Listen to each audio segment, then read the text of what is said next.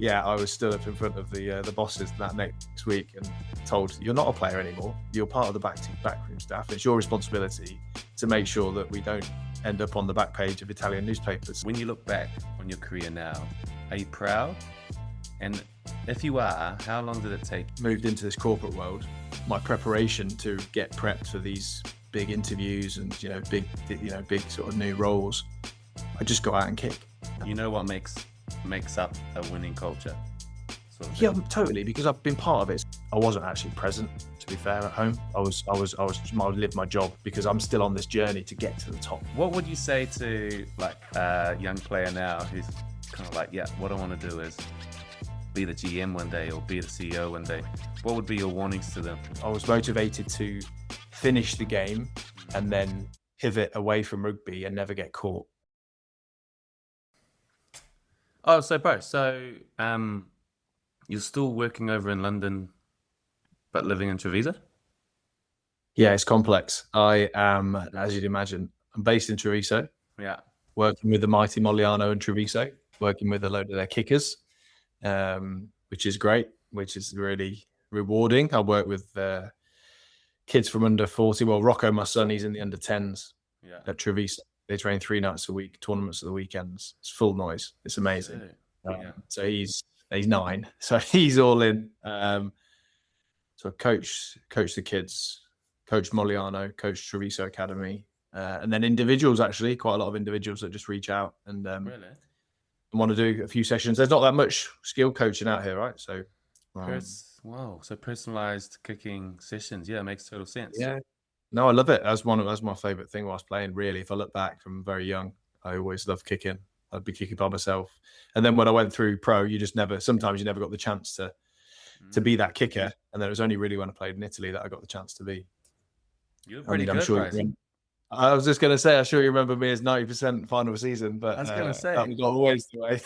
You're pretty good, man. Over 90%. That's unreal. Anywhere within 50? Yeah, it was good. I probably played my best rugby. Yeah. Well, I kicked my best season of kicking was my final season of playing pro. So that was cool. So I just try and, even when I've like moved into this corporate world, my preparation to get prepped for these big interviews and, big sort of new roles, I just go out and kick. That would be what would tune me out and get me ready to go and try and smash it. But that is so no, I mean, I think this chat's going to dot around a lot because it's very similar, I think, to most sort of sports guys that have gone through a journey with both pro sport and then having to transition out. Yeah, wow. It takes you loads of different places. But yeah, based in Treviso, been here since January 25, so just over a year. Yeah. Lived in a couple of rentals, just managed to buy a place, which is just, we feel so lucky to be able to do this for the family and for the kids. Upper's 10, 11 in the summer. Rocco's 9, both now bilingual after a year. It's just awesome. So, but then I look after UK and EMEA. So my job is across all of Europe. So next week I'm Helsinki, London, Copenhagen. The week after Dublin, London again. So it's crazy. It's good fun though. It's really good fun. Dude, we gotta jump into this, man. So appreciate you jumping on the show, bro. We're calling it the Pivot Potty. It's all about, I suppose, just picking the brains of other athletes who have pivoted or transitioned well from their sport into the next chapter of their life. And bro, I'm really excited about chatting to you, me old mate. So for those listening, Matt Cornwell, former Leicester Tigers player, Northampton player, played for the Exeter Chiefs, and somehow you found yourself in northern Italy, kicking the ball around with me at some stage. But bro, I counted up 13 years professionally. Is that what you had? Yeah, I reckon. Yeah, that was about right. And did you kick it off like most pros at around 18, 19? Can you remember back to then? Yeah, first pro contract was with Leicester. I actually signed with them when I was 16 as an academy player. So I got picked up at 14. So at 14 at Leicester. So Leicester was my home club. Yeah. I went to watch them from the age of 5 with my cousin and my grandparents, and just grew up with that magic generation at Leicester. That I was obviously watching them at home. They just used to batter everybody and win the league all the time. So yeah, grew up watching those. Then went to Tigers summer camps when I was 14. I was also part of a really great club called Syston Rugby, which from the age of 8 to 16, I think we lost one game in all that time. My dad was coach. Just really special group. And we just lived it. Like that was our lives. So rugby was the main focus. And then, went out, signed an academy contract at 16. Got fortunate enough to go on a scholarship to Oakham School for my sort of high school. Yeah. Again, there won the National Schools Cup 2 years in a row. Didn't lose a game. It was just wicked. I know, it's mental. And then I came out of school, thought I wanted to go to university. Went to Leicester de Montfort University to study business studies. But then after the first year, I'd been in the pro sort of academy setup, I suppose. But then there was an injury in the first team, got called up. Did pre-season and never looked back. Never looked back. So, I just got a phone call literally on the Thursday, or you come in on Monday to pre-season camp. And then that was it. And I did never finish my uni degree. But to be fair, what I learned through the world of rugby, which I'm sure we'll touch on, and my experience with the Matt Hampson Foundation and all the things that I did whilst playing, sort of set me up to pivot, transition, be okay with doing that. But yeah, that's how I got in. And Leicester was all I ever wanted to do was play for Leicester. It's best club in the world. You had a few different stints, but therefore majority of 6 years to start with, and then a couple of stints elsewhere. You came back, you went away, you came back again. So yeah, I was with well, I got told, so I had a really bad injury to my neck, I think it was, when I was like 24, and that was that first. So I played like 50 games, but it was like 1, 2 in, 4 out, and you never quite solidify your position in there. But Leicester was my club. I'd never give up. I'll go. I need to play for this club. All I was engaged to do and motivated to do. And obviously at the same time, my best mate Matt had got injured, which we'll probably touch on a little bit, because that's probably shaped a lot of the ability or the perspective in life, which actually makes you pretty hardened and okay to transition away from things. But I did a great stint at Leicester. Loved my time there. But I was told I wasn't good enough when I finished. I got told by the coach then, who's now one of my best mates, Richard Cockrell. He was like, mate, it may not have landed like this, but it was just like, we just don't think you're good enough for this level. And that, as we all know, as ex-pro sports people, that taps into your mind in a way that I don't know how healthy it is, but that gave me nothing but drive to prove him wrong. So moved away to Exeter, and we got promoted. Had 2 amazing years there.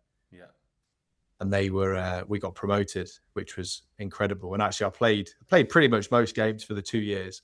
And then a month before the final against Bristol, when we got promoted, I signed for Northampton because Dusty Hare, who used to be the head of recruitment at Leicester, he'd gone to Northampton. Gotcha. And they needed another 12 behind a guy called James Downey. That was my ticket back into the Prem, guaranteed. It wasn't about the money. It was just about getting back in the Prem and getting myself back to prove that I could still play at that level. And I trained like an animal all year, was fit all year. James Downey played 32 games on the bounce. I played 0. And I was part of the squad. It was a great experience. But that Exeter period, I'll always look back on as, I mean, I never have regrets with rugby in terms of decisions I made, and that was the right reason. But looking at how successful they've been, you always get a bit of FOMO, right? You could have been part of that. But I was part of it, and I've still got all those mates and memories from those 2 years. So it's good. Mate, you're part of the foundational crew, mate. Set the standard, set the tone. Great club. Yeah, great club. Cool, man. So, bro, when was your last game? I think I was there, but when was your last game? And last game pro?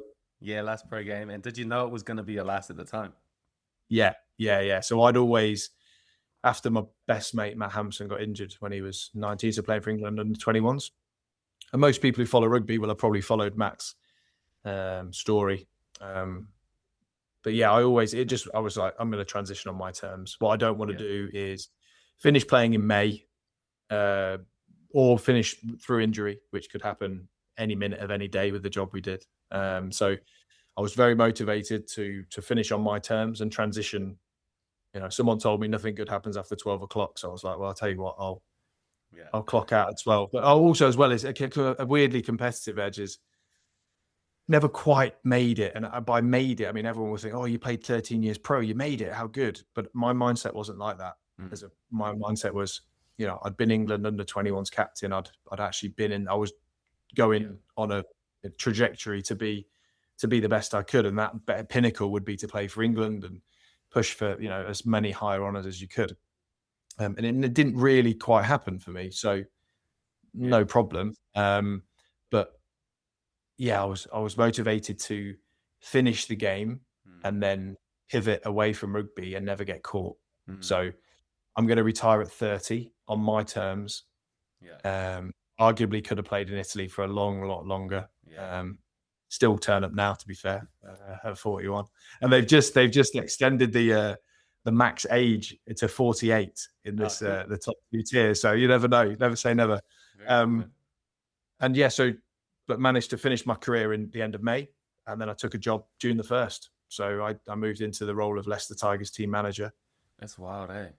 Bro, and that was a mega learning journey. But I transitioned because actually through my time, well, mate, it might have been watching a film with you in Italy, Moneyball. I was like, I'm going to do that. That's a bit of me. That is a bit of me. So recruitment, data analytics, bit of business and everything, that sort of stuff got me excited. Yeah, that's so interesting. And I definitely did that. I actually went and did that at Edinburgh, which is a cool thing to look back on. But transitioning on my terms was really important to me. Plus, I was from Leicester. I wanted to be the CEO of Leicester. I got a job back in the club that I knew better than any. And that's what I did after rugby. But it was a smooth transition, but maybe not in smooth as in like I didn't know what I was doing, right? I just had a lot of support around me. Bro, it's wild. There's so many questions, man. I want to ask the right ones at first so I don't forget. But I suppose, like, firstly, you mentioned that you didn't quite crack the trajectory that you felt like you could have, When you look back on your career now, are you proud? And if you are, how long did it take you to become proud of like your 13 years playing professionally? Great question, mate. That's a good it's good. It's good because you don't ever really think about that because you live a fast-paced life, and we're always, I think, as athletes, and especially in rugby where it's heavily physical, right? It's legalized violence, and it's all about rocking up and beating your opposition, whether that's in training or during the game. Like it's wild, isn't it? It is. So when did I feel? I think, when I had a family, when I played in a few recent Legends games. Cool. Which I played in the England-Ireland Legends game. I've progressively got worse in the 3 games that I've been playing in. So year 1 when I played, I was like, I kicked 6 out of 6. I'm like, I'm the man. Oh goodness. And then we had a great weekend. But no, I think when my kids were able to come and watch me play, because obviously I had children after I finished playing, so they never were able to see me. Then when they saw Daddy rock out, I went and played in the League v Union, the Ed Slater and Doddy Weir game that was on a couple of years ago. Yeah, that was pretty cool, and the kids were there to watch. I mean, I love the game. I love handling a ball. I now love watching. I love coaching kids and watching the development in a week. Yeah, like I can show them something. Like because I was quite a thinker. You know what I mean? I was very much taught by watching someone like Pat Howard, who was one of the greatest coaches I ever worked with, the Australian 12-10, who was director of rugby at Leicester for a while, and just how he would analyse the movement of the game, the positioning of the ball. He made me understand I need to understand 1 to 15, and that's where my ability. I knew the role of the winger and the tight head and the second row, and how all that looked. And I would learn by copying and listening to him. Yeah. So now trying to do that with this, wherever I get chance to. That's cool, man. Yeah, that's pretty. It's so funny hearing a back or an inside back talk about rugby, because these days I coach loose forwards, and I'm like, you don't need to know anything. You just need to know. You just need to know: are we going to the middle or the edge? That's it. Yeah. And your line out calls, like that's it. Dackle, and we're sweet. Yeah, that's so crazy, man. So you're playing in Italy. You're 29, 30 years old, and Leicester Tigers calls your old club call, and they want you to come and be the team one manager, bro. Tell me how that plays out, first of all. And then the second part of the question is, and don't be humble, what is it about you, Matty Cornwell, that, you know, at 30 years old, would be a young manager, right? Oh yeah, yeah, yeah, yeah, definitely. Yeah. Usually the manager's like this wily old, 55-year-old like legend of the club. But here you are at 30 years old, they've knocked on your door and they want you to come and be part of it again. Yeah, I saw it as my way. Well, just being part of it was a biggest carrot. Really, it was an easy decision. My heart was, Yeah.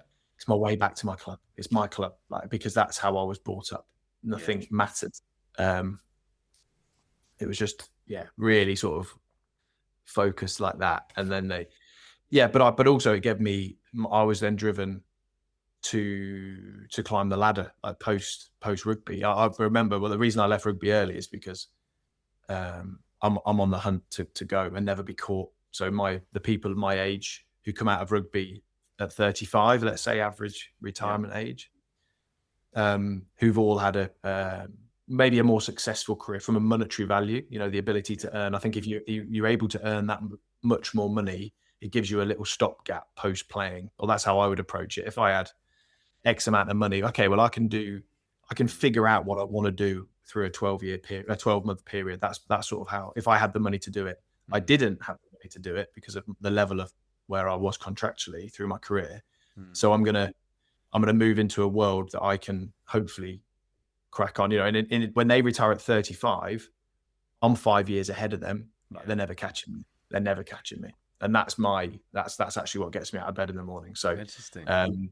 Weirdly competitive, but it's just how I'm wired, right? I just fear of being taken over, but that's just how it is. So no, but the team manager role, I was really well supported. Obviously, I had amazing experience at a lot of clubs with great team managers anyway, so I sort of knew the role.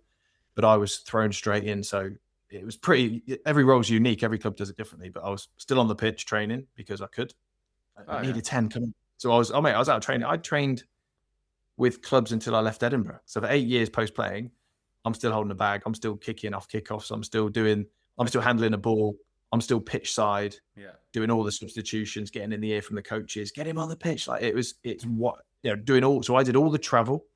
Leicester was pure team management. So it was literally players, wives, girlfriends, club communication into the team. But then I didn't transition that well, if I'm honest, in terms of the mindset. My mindset was still I'm a player because I was still in the environment. And there was a few times. There's a funny story. I brought the guys to Treviso because we did a pre-season tour, and obviously great weather, 4-day camp. Took them out to Jesolo for a night out on the team bus and everything. And Richard Cockrell at the time, he trusted me. I was team manager, so none of the staff went, but I took all the players. Yeah, not great. It was silly. Took them all to Jesolo. Everyone's having a good time. Yeah. On the way back, a few of our big Polynesian friends on the bus were like, "We're stopping at this McDonald's for some dinner, mate." And I'm like, "No. We need to get home." And also, by the way, in Jesolo, I'd been rugby tackled into the pitch with my phone in my pocket. Sorry, rugby tackled into the swimming pool with my phone in my pocket. So as a team manager, you probably need a telephone. Yeah. So, and I'd already had my passport stolen on the trip as well, just because the lads thought it'd be funny. So got back to, long story short, it didn't go down great in McDonald's. And let's just say the Carabinieri and the Polizia Locale, they turned up in force. And I was stood up in front of the bosses that next week and told, "You're not a player anymore. You're part of the backroom staff. It's your responsibility to make sure that we don't end up on the back page of Italian newspapers." So, but that was the first time I thought, I'm not a player. Like, what am I doing? It's so in trouble if I think I am. I had a great relationship with the players. But my aim was to go up. I had a real desire to get into recruitment. Had a real desire to forge and be a part of creating high performing teams, because most teams I played in, I won. And we were successful. And that's pure timing, but also it's that group. Yeah, you know what makes up a winning culture, sort of thing. Yeah, totally, because I've been part of it. So you Yeah. learn from that. And then what you can do is you can try and affect. If I'm in a position where, and for me, recruitment was really easy because I was always like, well, surely you can control everything about recruitment, and you should never get it wrong. So I was like, what I saw at other places is, okay, we've got a budget. Say we've got a budget we need a tight head prop. We've got a budget of, let's say it's 100,000. Yeah. So the easy thing to do is to pick your phone up, speak to an agent and go, I've got 100 grand. I need a tight head prop. He then goes, or she goes, okay, one for 80, one for 100, one for 120. Take your pick. And the laziest way and the most risk way is to go, oh, okay, well, I'll take the 80 and I'll save the 20. So, but people were still recruiting like that in rugby. It's easy, right? So I was like, no, if there's one thing there's no reason why you should ever get recruitment wrong unless you're in a rush. That's the only place really that you should, because you're seasonal. Yeah. Okay. You know what's coming. You've got people on contract. Anyway, I'm waffling a bit, but I had a great desire to try and be involved in that because I know rugby, I know people, I think I do. And I've been involved, I think I can resonate with people that have been, or that are that way minded around trying to drive a successful culture and be a part of something bigger. For me, that was, when people tap into my sort of motivations is about being part of something. So, yeah, cool. So that's my, go on, sorry. Yeah. No, I was going to say you went from Leicester Tigers, team one manager. A couple of years later, you're head of it and pretty much do the role you're after in the recruitment space, actually building a team, a roster at Edinburgh. How did that come about? Was that did they headhunt you or did you? So no, really easy. So I'd made it very clear at Leicester that I wanted to go to the very top. Gotcha. That was my aim of coming. So, and I came in at team manager to learn about the club, learn about rugby, off field, operationally. And I've learned so much just in general since retiring, 11 years ago. So, but Richard Cockrell, he left Leicester and then he got the gig at Edinburgh. And quite simply, he took me with him. So me and him, it was the two English against the world up there. And we had a great time. He put together an amazing group of coaches. And I just started doing a lot of this data statistical analysis work when I was at Leicester. And we'd actually unearthed quite a few jewels out of the championship in the UK. So in short, Moneyball was my inspiration. And then I knew that we had Opta stats at our disposal. Yeah.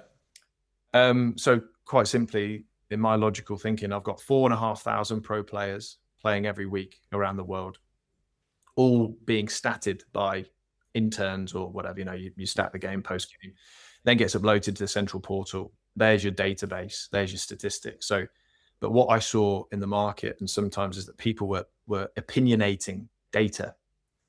And I was like, well, as soon as someone opinionates something to me, I'm going to rip it to pieces because that's just your single opinion. And unfortunately, in the world we work in, you're always at the mercy of one person's opinion. Yeah. When actually you could be really good. Yeah.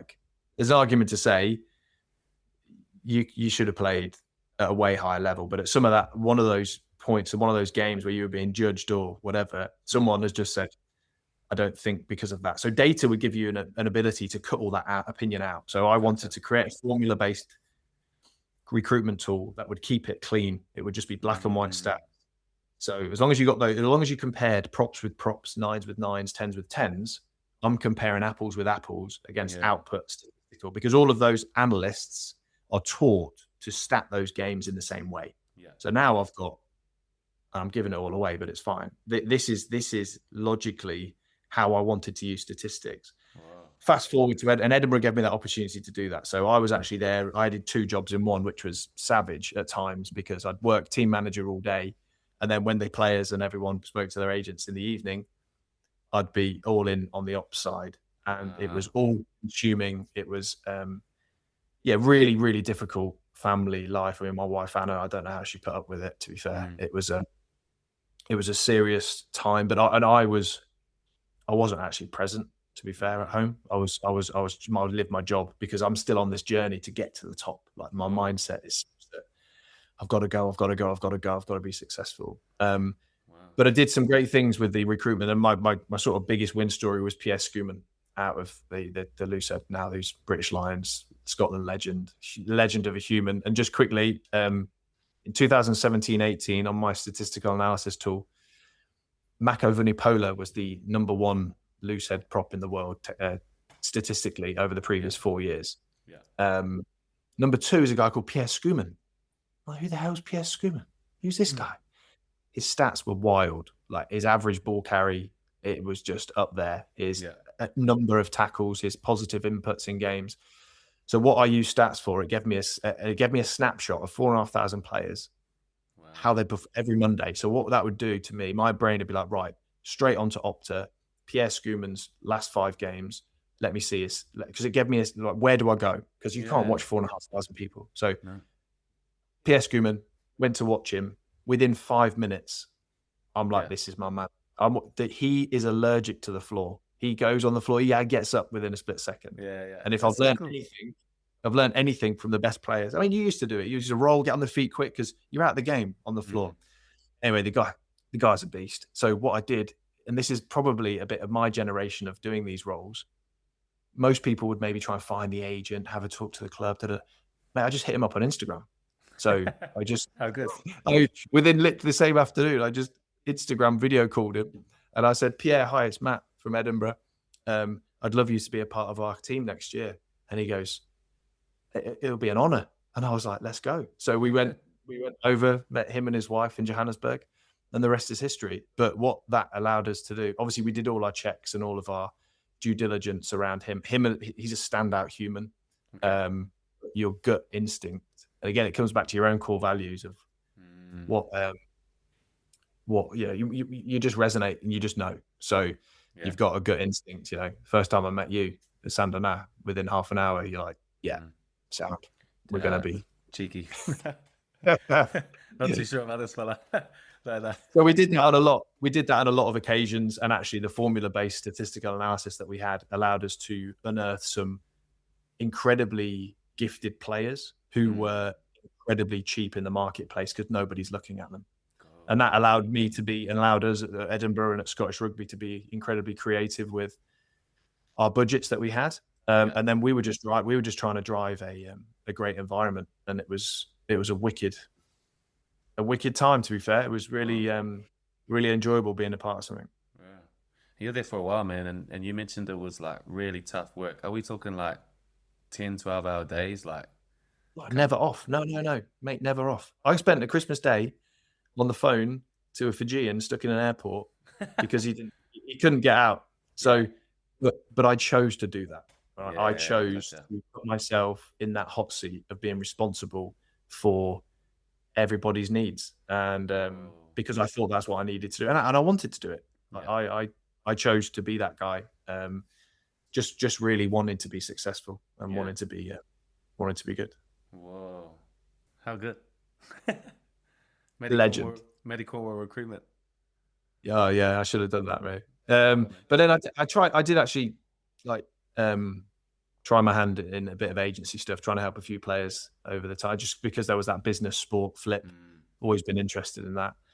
And it's exactly what I did so when Matt Hampson got injured, I was there watching. I had a dead leg at the time.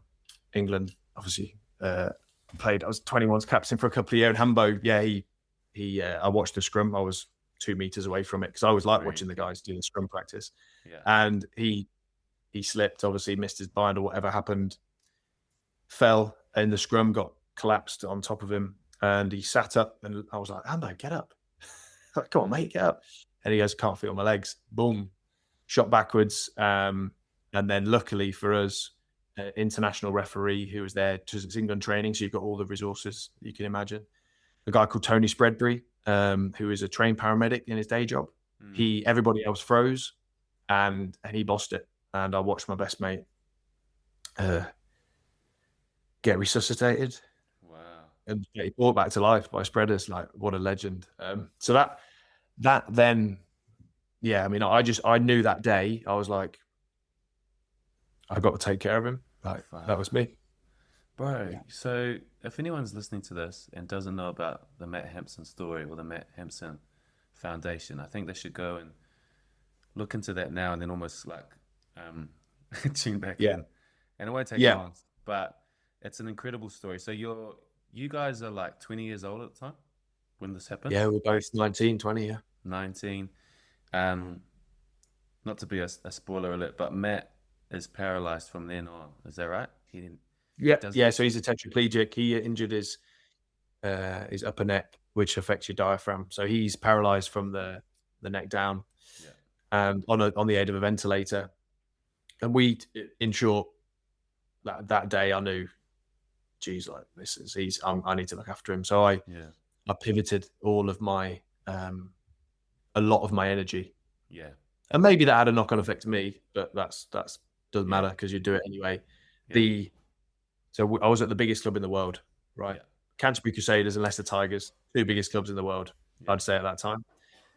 And yeah, so luckily, if you can say luckily, I had the support of that huge club. yeah, Set up the trust fund initially, which then just benefited Hambo, and then yeah, as the years progressed, managed to move it into foundational status. He is now single-handedly, along with the team, along with the sort of 30 staff that are there, he has got one of the most powerful charities that yeah. benefit over 300 beneficiaries in the UK and wider. He's killing it, mate, and he genuinely believes he is living a more fulfilled life now post-injury than he did if he'd have carried on playing. We never gave him a minute to think he wasn't still a pro rugby player. Wow. The guy's like Yoda. He's a legend. Yeah, yeah, Um, yeah, when you're near him, you feel his presence. You know, he's yeah, not grown up with a phone. He yeah. can't touch or feel, but what he can do is he can listen and speak and Mm, engage with eye contact. The guy, I'd recommend anybody listening here to go and just check out the Matt Hampson Foundation yeah, website, see what he's doing, look at the Get Busy Living Centre. yeah. He actually ran the marathon last week. He got pushed with Right. four of his closest friends, which was a big thing because Yeah, he's obviously on life support all the time. But that was yeah. his Everest. Yeah, mate, a wild part of my life still is. Man, it's Yeah, crazy. So you're 20 years old.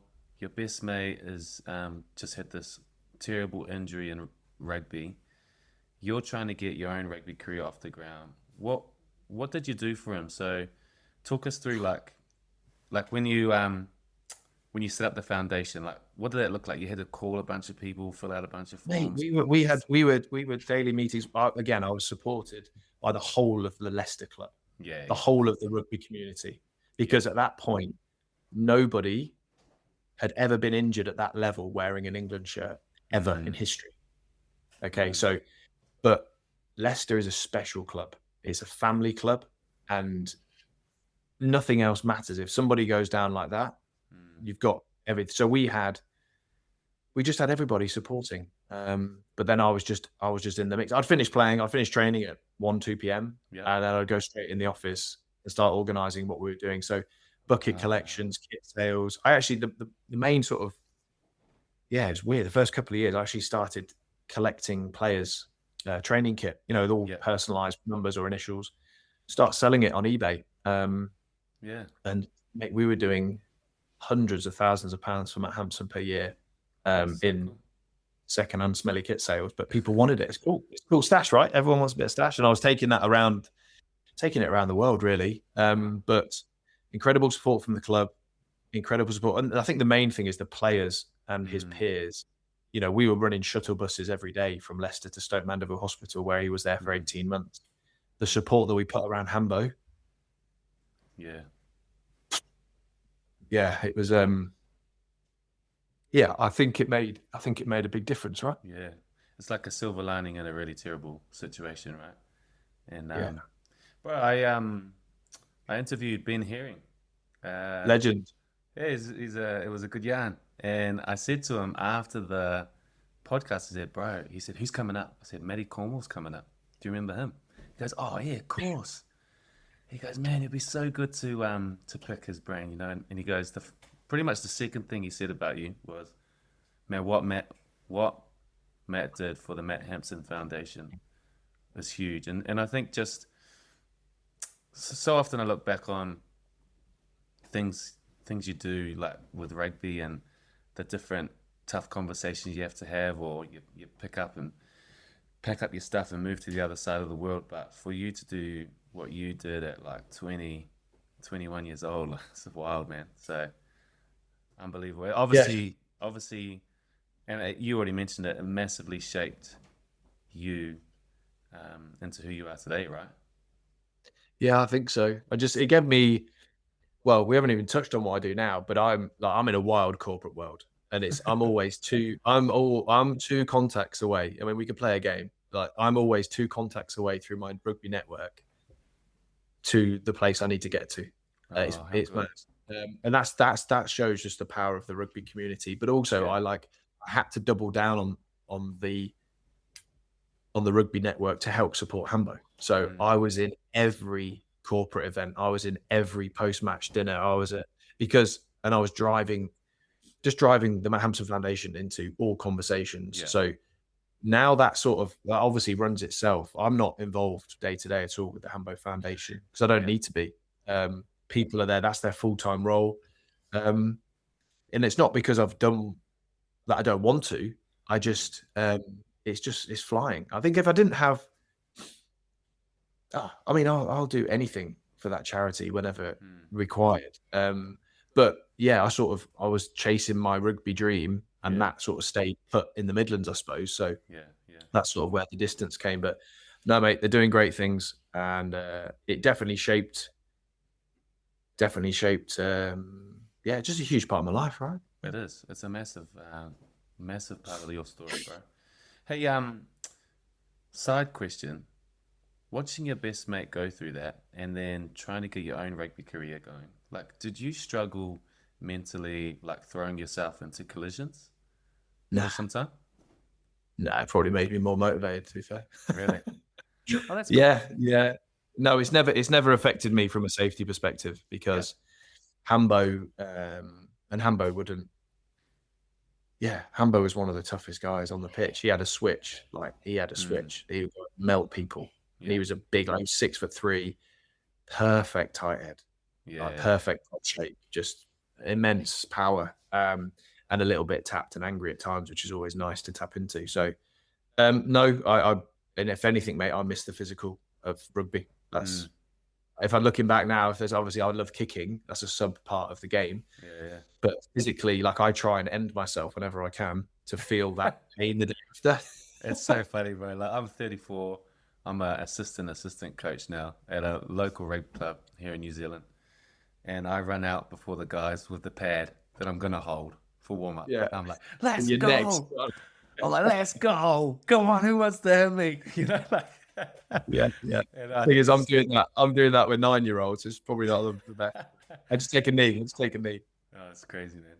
It's crazy. Yeah, So, all right, bro. So, unbelievable 13-year professional rugby career. This incredible pivot straight into team manager, and then you're off doing your Moneyball thing in Edinburgh, and then you one day decide what? Oh, actually, talk me through it. Like, when did you decide to go? All right, cool. I'm gonna switch it up again and head into the corporate world.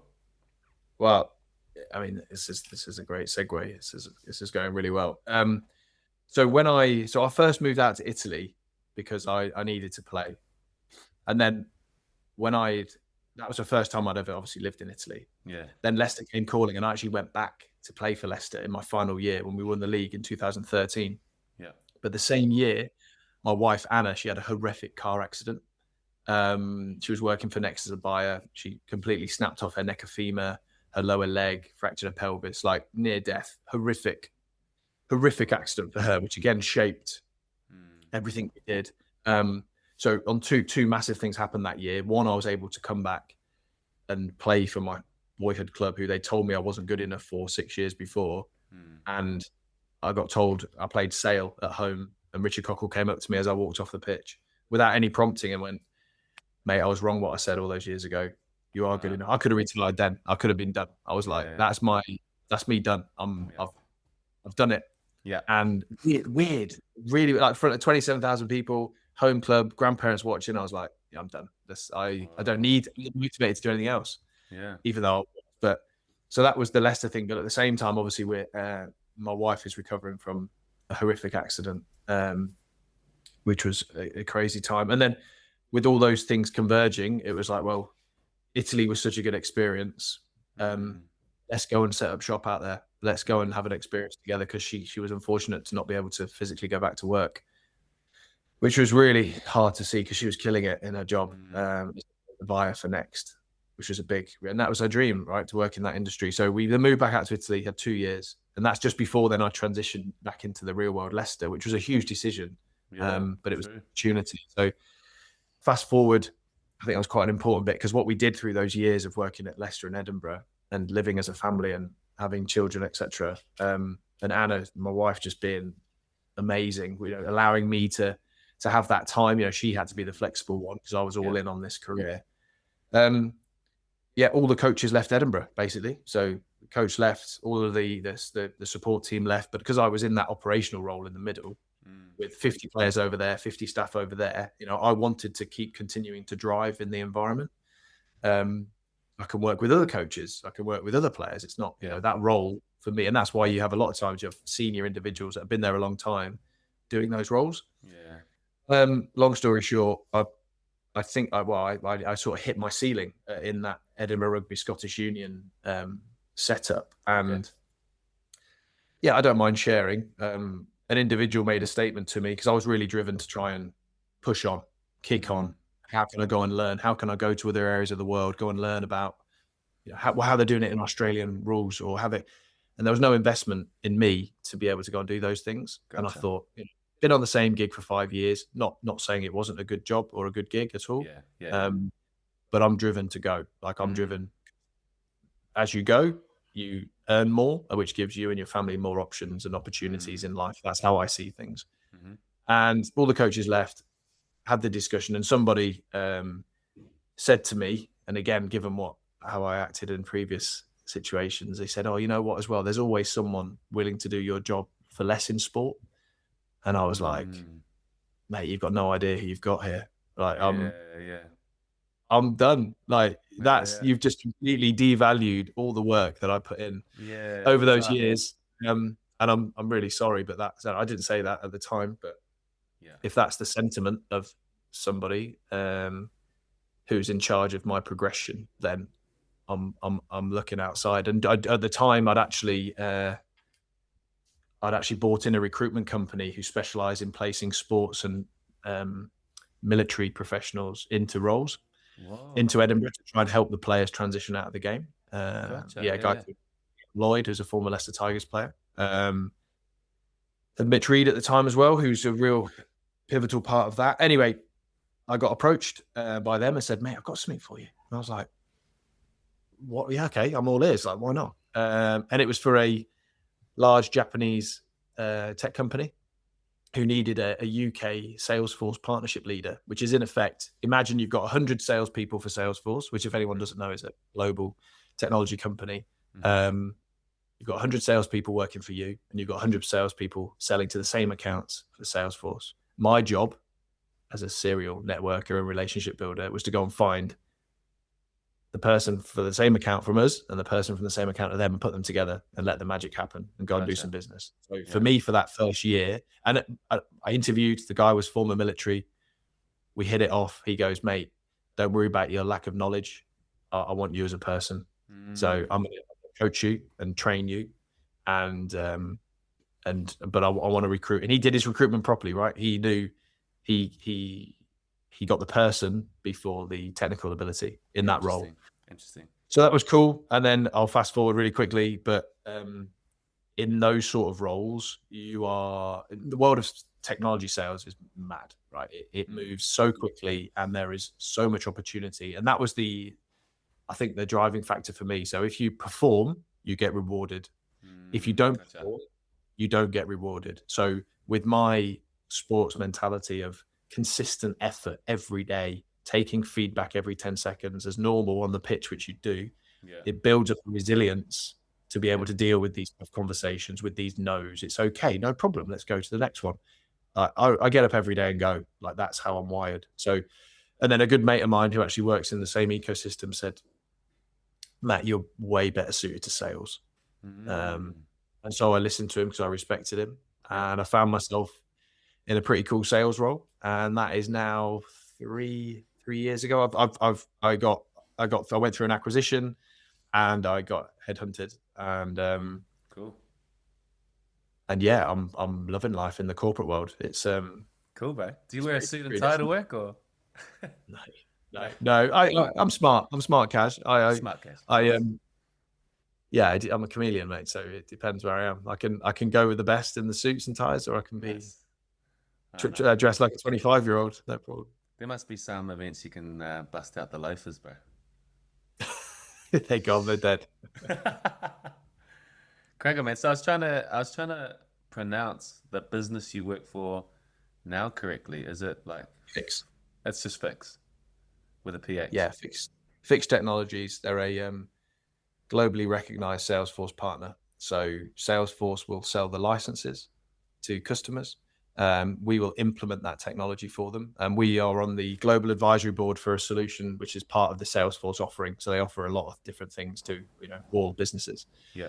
But specifically around the revenue cycle. So lead to cash process. So we're part of the global advisory board. We've got individuals that specialize in the billing aspect of it, which is super finance technical. But look, my role is to bring the talent to the table. We've got some incredible individuals, so I look at these guys who've got 20 plus years in industry, who are so specialist and live and breathe this world, because that's the difference with sport. You've got 15 years to do it. And then unless you go into coaching, you probably leave that knowledge stack on there. Yeah.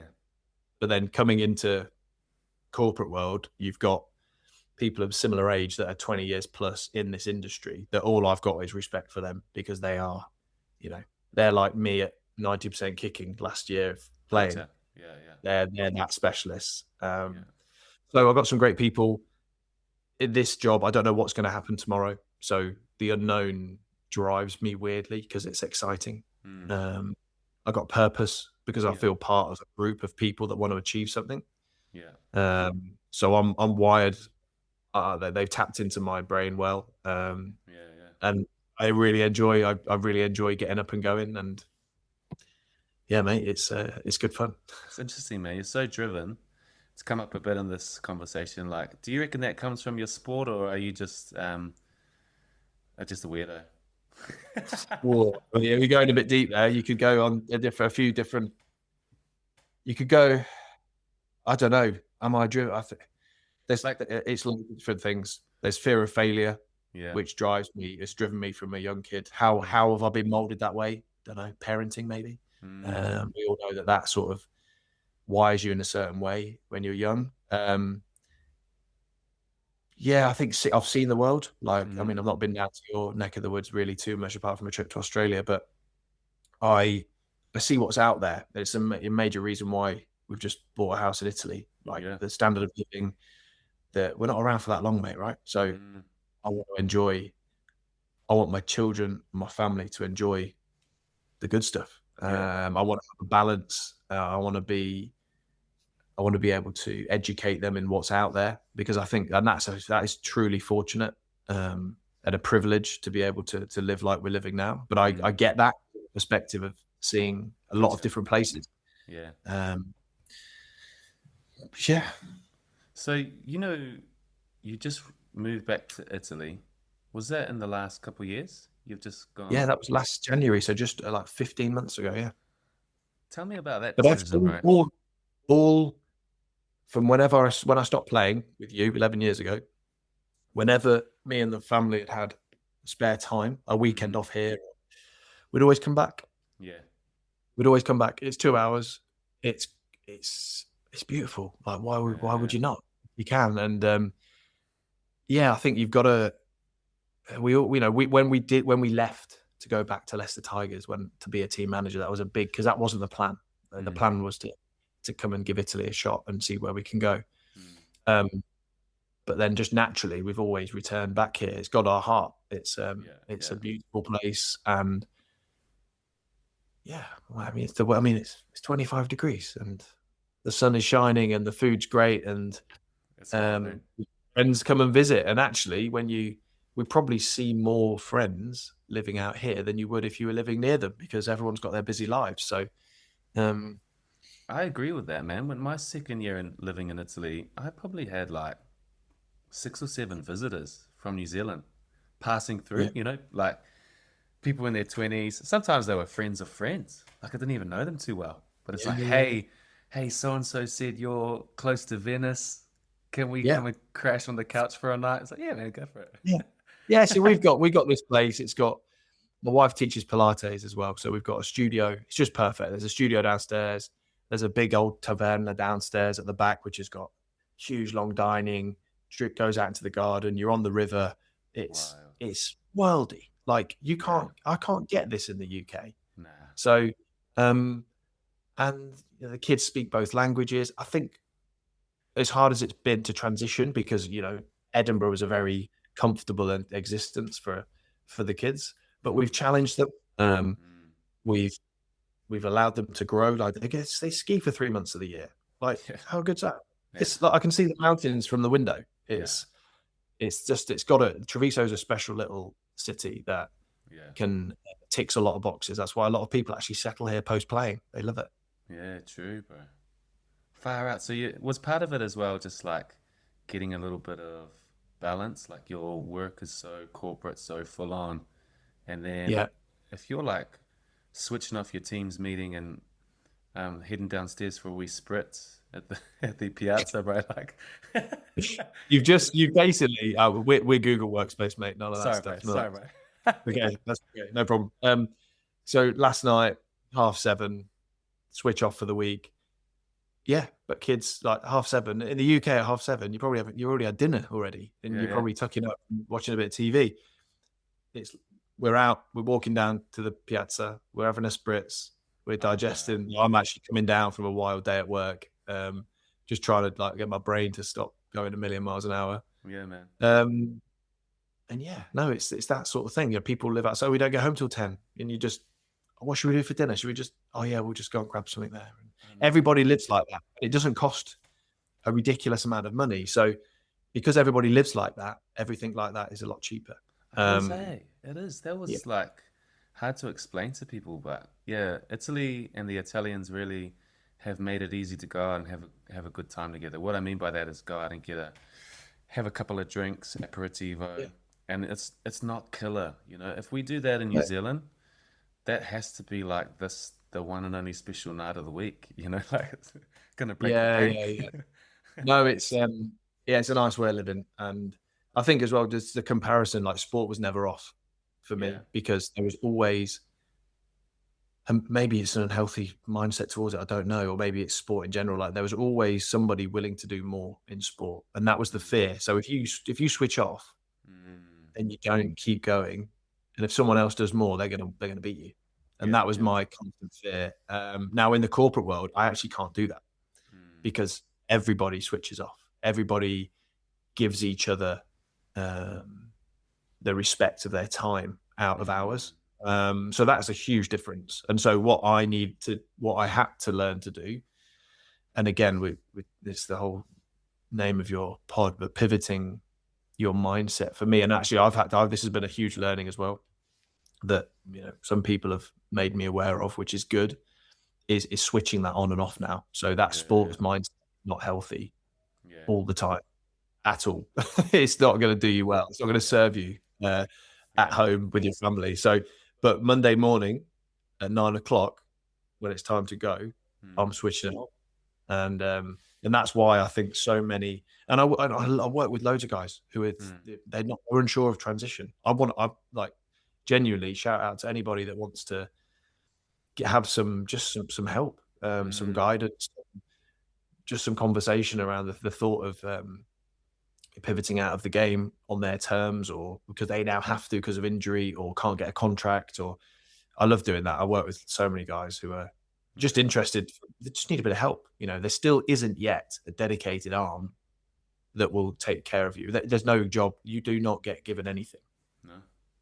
No. Yeah, you got to be So working on it throughout, eh? And you know, um, I think a lot of us athletes probably go, "Oh, I'd like to work in my sport." Like it's what we know. I kind of romanticize that too. Like, oh, I'm going to go back to North Harbour Rugby one day and be the CEO. And I don't know, what would you say to like a young player now who's kind of like, yeah, what I want to do is be the GM one day or be the CEO one day? What would be your warnings to them? Like, what does it really look like? Well, but there are so few of those jobs, Yeah, right? You think there's so few of professional player jobs. If you just look at the squad photo at the beginning of the season, true. you've got one GM, you've Yeah. got one team manager, you've got half a dozen physios. These jobs are small. Hence Mm, why actually the guy at Edinburgh told me there's always someone willing to do your job for less. These jobs are desirable because there's not many of them. mm, So yet the world is massive. From my yeah, experience now working with customers every day all over, there's thousands of opportunities. There are millions of jobs. yeah, So actually, because that's all you know and that's all you think you know, I would recommend growing, through playing. If I could help 20-year-old player that's killing it, and is going to have a great 10 to 15 year successful career, mm, um, is try as much as you can, figure out what you actually want to do whilst yeah, playing. And yeah, lots of players are doing this now. You can see them, and lots of players are successfully doing it because they're both using their brand in the rugby in terms of a player status yeah, alongside engaging with some work or an area of it. And do what you enjoy. Like find something that gets you stimulated like rugby did, mm, because it's out there and it exists. And it might be coaching, but if it's coaching, you got to be really good because there's hardly any of those jobs.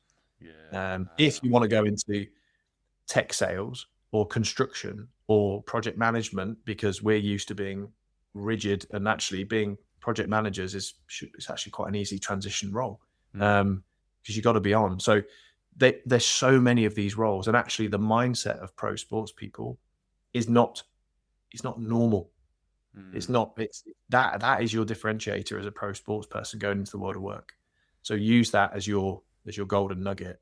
Um, We've got a really good rugby league team here in Auckland called the New Zealand Warriors, and bro, yeah. huge fan base. Rugby league here is doing better than rugby, bro. Can you believe that? Wow. Yeah. In terms of like fandom, and I can't remember what the role was, but I saw a role come up with at the Warriors, and I was same thing. I romanticized it. I was like, oh, I want to work for the Warriors, and I can't remember the figures or whatnot, but once I got actually chatting to the recruiter, he stopped me right away and was like, "Oh, well, hang on. I just want to get this out there right away. It's not like a well-paying role because so many people want to do it." And I was like, "Oh, shoot. Okay, I'll be taking a massive, I'll be taking a massive pay cut here to do this job." And I was like, "Nah, I'm out. Back to the real world." Yeah, it's. I think. I mean, I've lived comfortably on not a lot of money whilst playing. I mean, it's not. I think it's all about. It's how you want to live.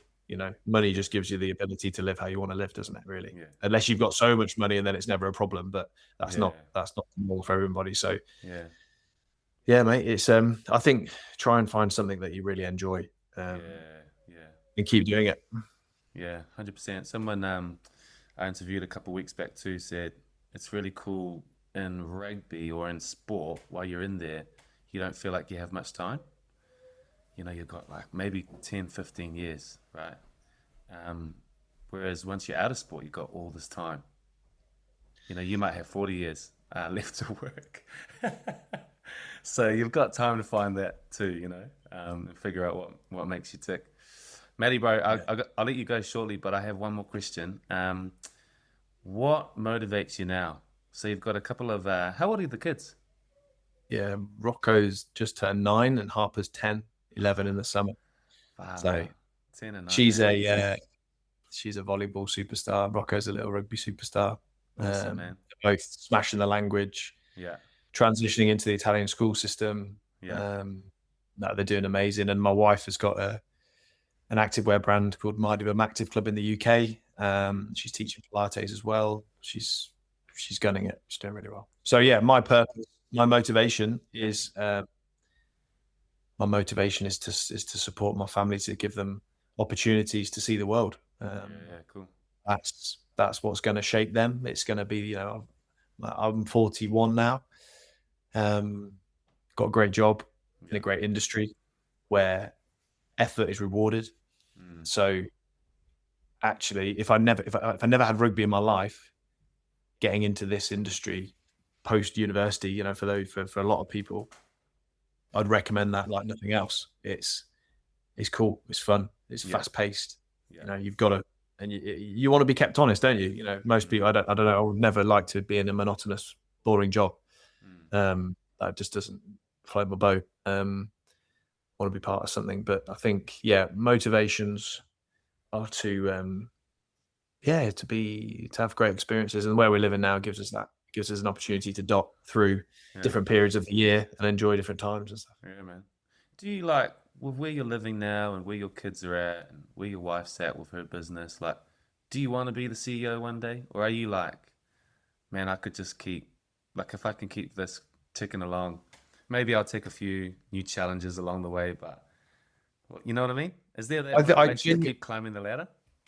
I mean, this might be totally naive of me to think, is that I think I'm actually really well suited and much better prepared now to be in those sort of those big roles because of what I've learned both in sport and now in business. But I've never done a role like that. The honest answer is I've got no idea. But I think it's all around the people. It's all around the opportunity. But where I'm at the minute, I'm part of something really special. So I'm not looking too far ahead. I mean, maybe I've got my own 5-year plan. I've done that since finishing playing.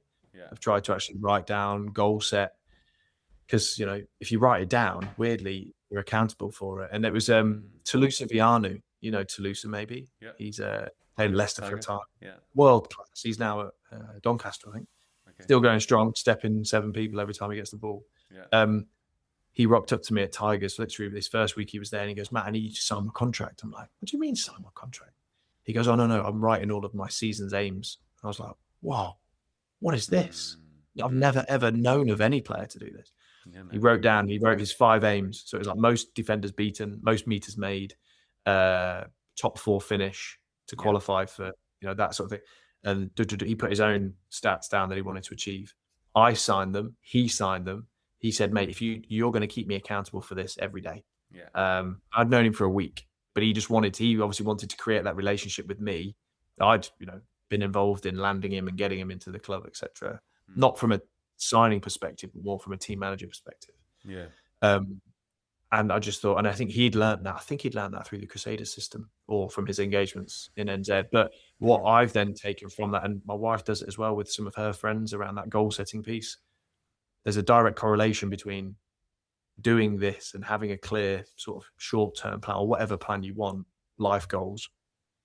It just keeps you honest, right? It keeps you focused on achieving things. So I've got a little 5-year plan, which I want to achieve. I've got to achieve.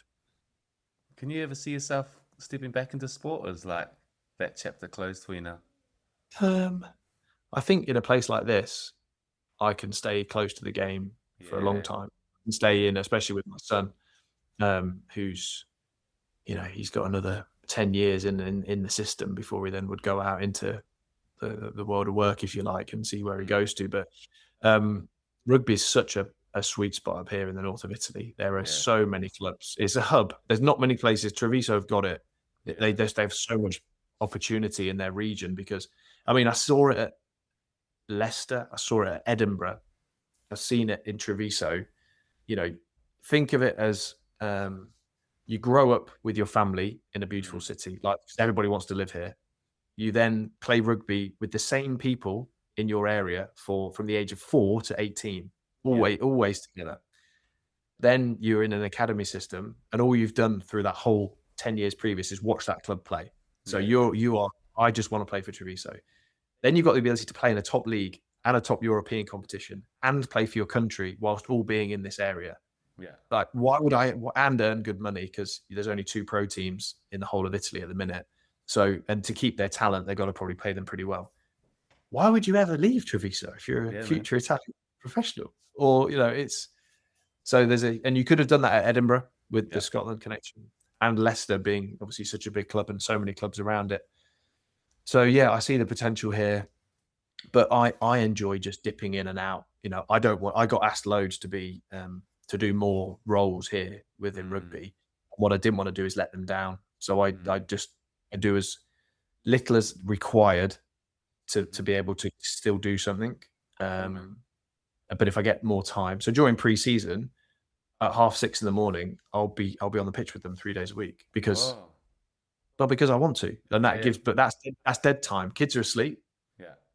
They're training. My work doesn't start till 9, so I've got a period where I can do some good. Yeah, man. It's good. Enjoy it. Bro, that's awesome, man. Bro, I appreciate your time. And mate, you're someone that's pivoted really well, and I hope that anyone listening can be inspired. I think the way that you planned for it, and then it feels like whatever opportunities come at your door, you've just really jumped at it and like pursued it with that same drive that you had when you were pursuing your footy, bro. So yeah, man. Thanks, mate. No, I really appreciate being involved. I've never done anything like this. Easy, bro. Because I don't have. Yeah, I don't know. I do get asked a lot. Like I spend some time with a lot of people to help, to try just to help them. Because you're that little bit older now and you've done it. So no, I really appreciate you involving me in this, and look forward to hosting you in the taverna when you come to Italy.